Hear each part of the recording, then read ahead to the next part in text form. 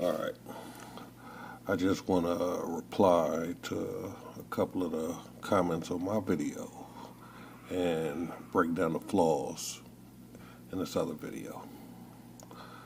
My flip spin GPS test video.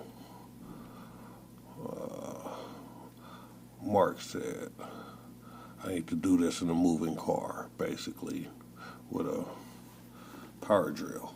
I totally agree with this. So I'm going to try this, see if I can, see what I get. He said like a prison weapon. I'm not going to entertain that one. I love it, thanks. Yeah, well, I'm going to Flopack's video. I'm going to break this video down for you. Yeah, GPS. He says don't have a delay. It does have a delay. Wayne's people, the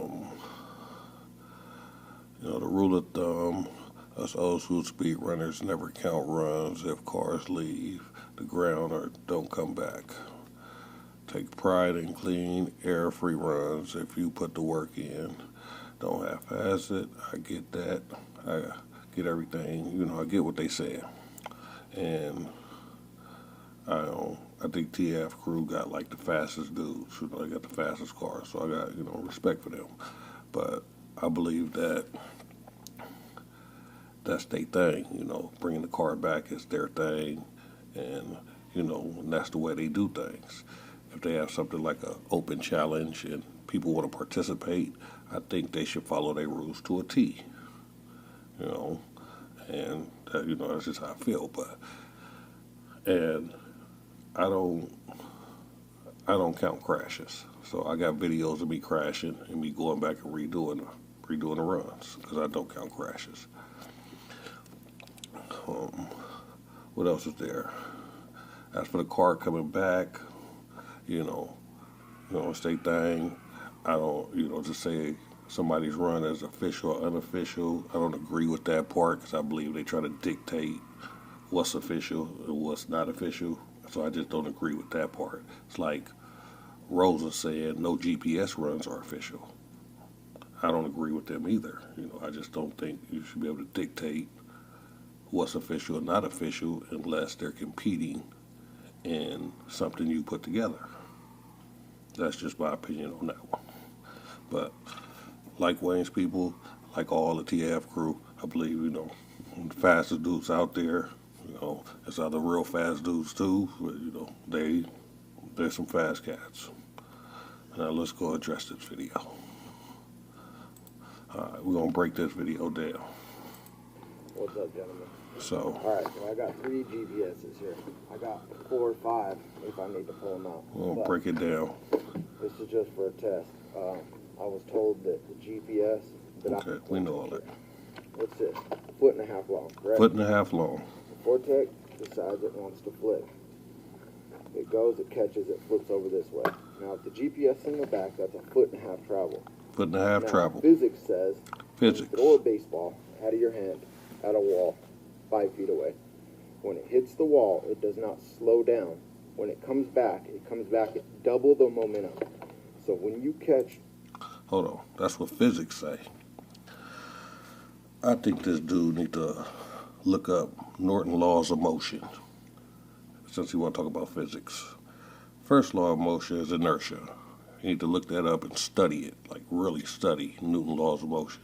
Second law, mass, force, acceleration. You need to study that one too. And the third one, for every force there's, what else? What is it? What is the third one? For every force, there's an equal and opposite reactive force. That's the third one. You need to look that up and study that.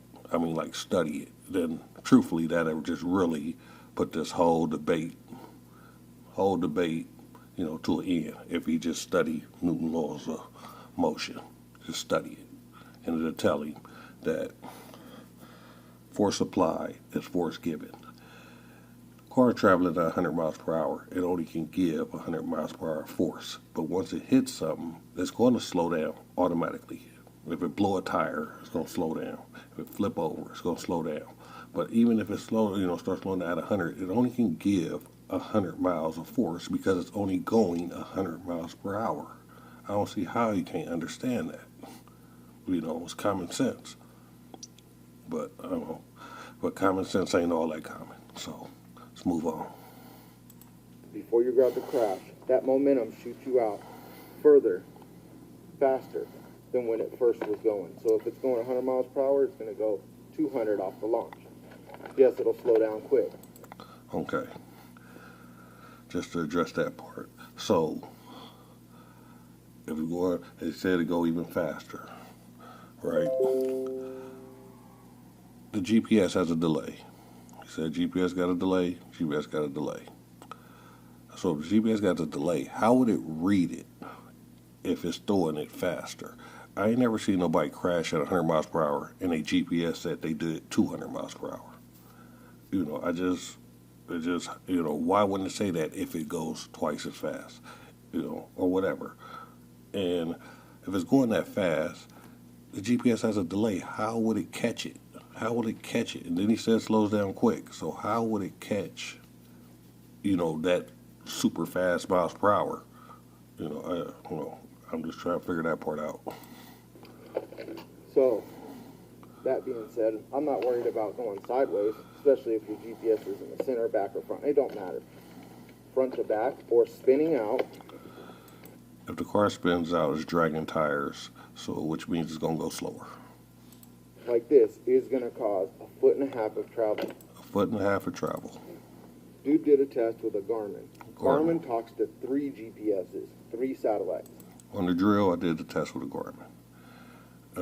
Garmin 201, Forerunner.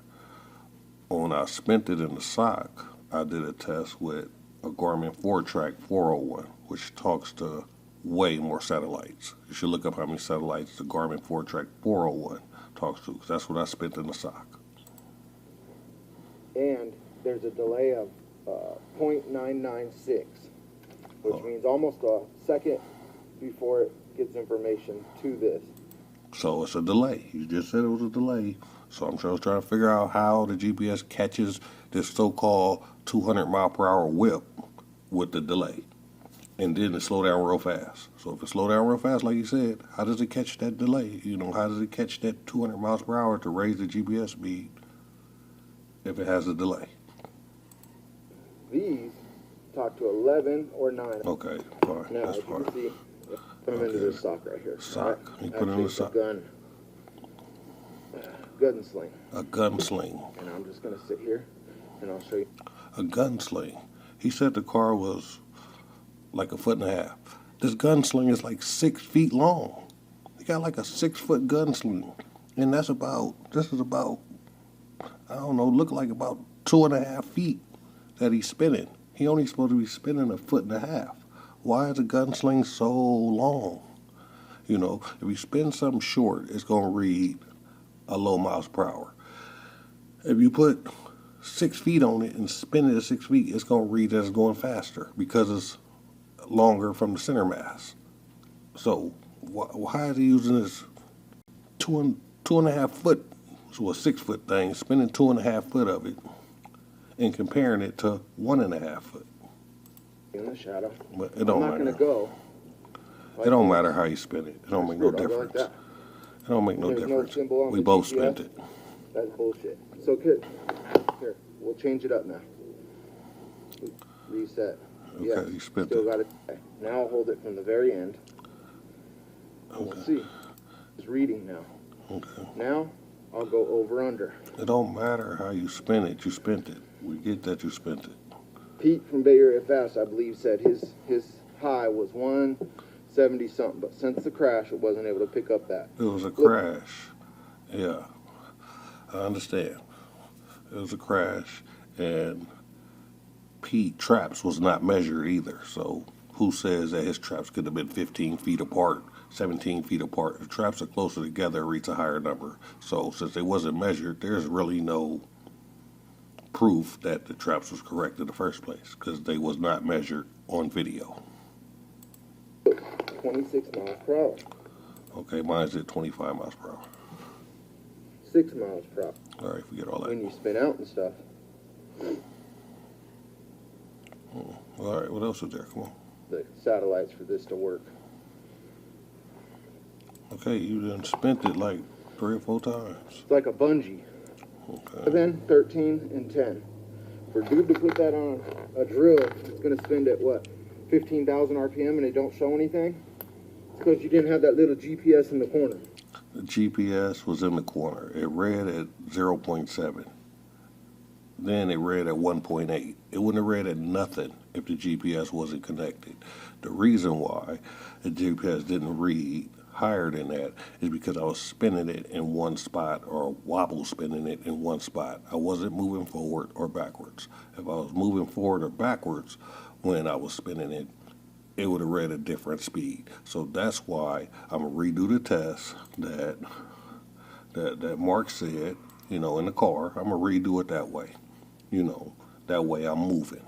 But I believe that I should start spinning when I let off the gas, because when a car hits something, it's slowing down. It's not speeding up. You don't hit something and speed up. So I'm gonna start spinning. I'm gonna, reach a certain miles per hour. I don't know how many, whatever, and try to hold it there for a second. Start spinning the GPS as I let off the gas, and just let the car roll. No brake, no nothing. Just let off the gas, and spin the GPS on a drill and see what I get. Every time it'll do it. I don't know. We on the TAF crew don't count it, and that's the reason why. Okay, the TF crew don't count it. I don't know if that's the exact reason why they don't count it, but all I'm addressing is the reason that you say is why, is that the GPS adds speed if the car spin flips or whatnot. I don't agree with that. I don't believe that. That does not make any sense to me. But I don't even know if that's the reason why they say the car must come back to you. They can have a totally different reason. I'm not sure. That's their thing. They do their thing, and it is what it is. Talk to anybody. Talk to Pete from Bay Area Fast. He'll tell you he had the fastest run in history for a GT car, 170 something. But he said it didn't count because of the spin out. Oh my God! I already addressed that. Oh, what the hell did I just do? I messed up, but that video been addressed, so I was here. Yes. Talk to Pete from Bay Area Spin Out to come back on the track. They already have their speed. The reason we have. Okay, I'm not talking about the traps. All right, that's it. I'm gonna do the little video, the little spin thing in the car, and see what I get. But so until then, I'm out.